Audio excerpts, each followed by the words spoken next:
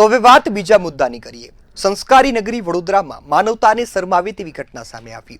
વડોદરા શહેરના સોમા તળાવ વિસ્તારમાં આવેલી વુડા આવાસ યોજનામાં એક વૃદ્ધ દાદાએ પોતાની જ 7 વર્ષની પુત્રી સાથે અયોગ્ય વર્તન કર્યું, સાથે સાથે ગંભીર અડપલા કર્યા હોવાના આક્ષેપ લાગ્યા છે। આ ઘટના સામે આવતા ચકચાર મચી ગઈ છે। પવિત્ર દાદા પુત્રીના સંબંધને કલંકિત કરતી આ ઘટનાથી સ્થાનિક રહીશોમાં પણ આક્રોશ જોવા મળ્યો। માહિતી મુજબ ગત રાત્રે આરોપી દાદા પોતાની પુત્રીને કોઈ બહાને રૂમમાં લઈ ગયા હતા। ત્યાં બાળકીને એકલતાનો લાભ લઈ તેની સાથે શારીરિક અડપલા કર્યા। આ સાથે ગભરાયેલી બાળકીએ તરત જ બહાર આવી પરિવારજનોને સમગ્ર ઘટનાની જાણ કરી હતી। બાળકીની માતાએ હિંમત દાખવી પોતાના જ સસરા વિરુદ્ધ કપુરાઈ પોલીસ મથકે ફરિયાદ નોંધાવી છે। તો આ મામલે હવે પોલીસે કાર્યવાહી શરૂ કરી છે। દાદા સામે પોક્સો એક્ટ હેઠળ ગુનો દાખલ કર્યો છે। ત્યારે સવાલ એ થાય કે એક દાદા અને પુત્રીનો સંબંધ એ ખૂબ જ મહત્વનો હોય છે। પુત્રી એ પવિત્ર સંબંધને લજવતી આ ઘટનામાં હવે પોલીસ શું કાર્યવાહી કરે છે, અથવા તો આ નરાધમો બાળકીઓ અને મહિલાઓ પર આ પ્રકારના દુષ્કૃત્યો કરે છે તે અટકતા કેમ નથી? શું પોલીસ તંત્ર નિષ્ફળ ગયું છે? શું ન્યાયતંત્ર કાર્યવાહી કરી નથી શકતું, જેના કારણે આવી ઘટનાઓ અટકતી નથી? આ સમગ્ર ઘટનાને લઈ હવે જે સંસ્કારી નગરીના સંસ્કાર ખરાબ થતા જોવા મળ્યા છે। ત્યારે આપણી સાથે મહિલા સુરક્ષા સમિતિ ગુજરાતના અધ્યક્ષ શોભાબેન રાવલ જોડાયા છે।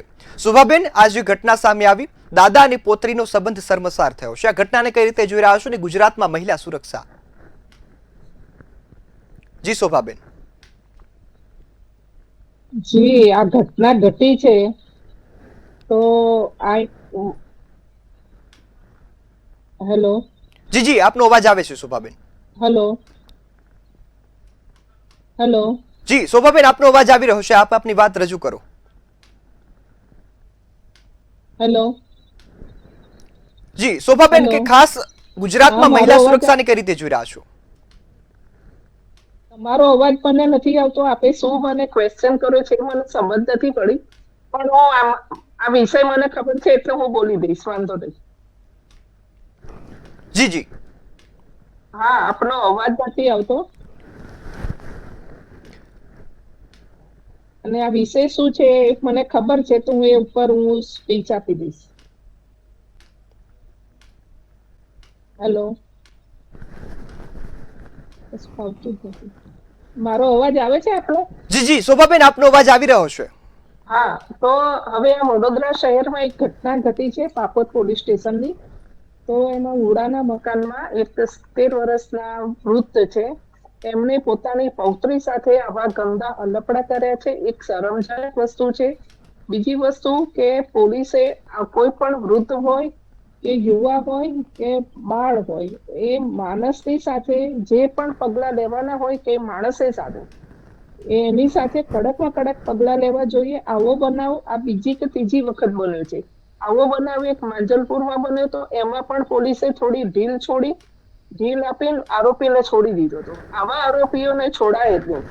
કે અત્યારે આવી બાળકીઓ સાથે આવા અલપડા થતા હોય તો એના મગજ ઉપર, એના માનસમાં આ અલપડાનો જે બનાવ છે ને એ આખો એના મગજમાં અને એના દિલમાં આખો છાપી જાય છે, એના મગજમાં માનસમાં આખો છપાઈ જાય છે। તો આ દીકરીની સાથે શું ઘટના ઘટી હોય છે એ દીકરી જ જાણતી હોય છે।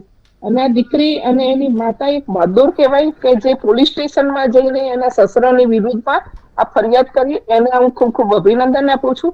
અને બીજી વસ્તુ કે આવા વૃદ્ધ માણસોની કોઈ દયા રાખવાની ના હોય। પેલી આપણી ગુજરાતીમાં કહેવત છે કે 60 બુદ્ધિ નાખી, આ વસ્તુ થઈ છે। અને એમની સાથે બીજી વસ્તુ કે એ મોબાઈલમાં આવા અત્યારે ગંદા પોસ્ટ જોતા હોય છે વૃદ્ધો, ઘણા બધા એવા હોય છે। હું ઘણી વખત રસ્તા ઉપર અમે જતા હોઈએ છીએ તો ઘણા બધી બહેનો પણ અમને ફરિયાદ કરતી હોય છે કે બેન આ ડોસો જોવા ને મને આવી રીતે હેરાન કરે છે, જોવે છે, આવું કરે છે। તો મેં કીધું ઉઠાઈને 2 લાફા મારો એમને, એક તમે સાહસ બતાવો, તમારું એક પગલું આગળ વધો અને એને બતાવો કે ભાઈ અમે કરી શકીએ છીએ। પણ અત્યારે વૃદ્ધોનું બહુ ખરાબ ચાલી રહ્યું છે। અને બીજી વસ્તુ કે સંસ્કાર, ત્રીજી વસ્તુ કે ઉછેરમાં સંસ્કારનો એક અભાવ હોય છે।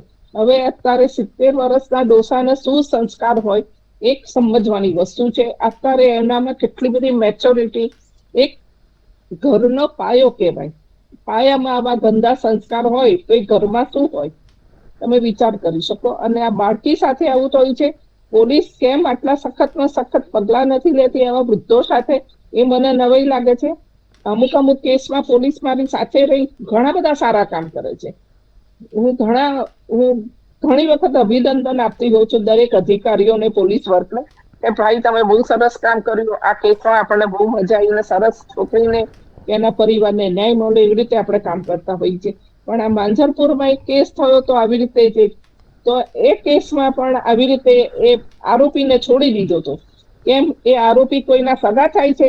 આવા આરોપીઓને કોઈ સગો કે સંબંધી કે કશું હોવું જ ના જોઈએ. એને તરત સજા આપો તમે, તો આ વસ્તુ યોગ્ય થશે. જી જી બિલકુલ. શોભાબેન, આપ અમારી સાથે જોડાયા બદલ આપનો ખૂબ ખૂબ આભાર.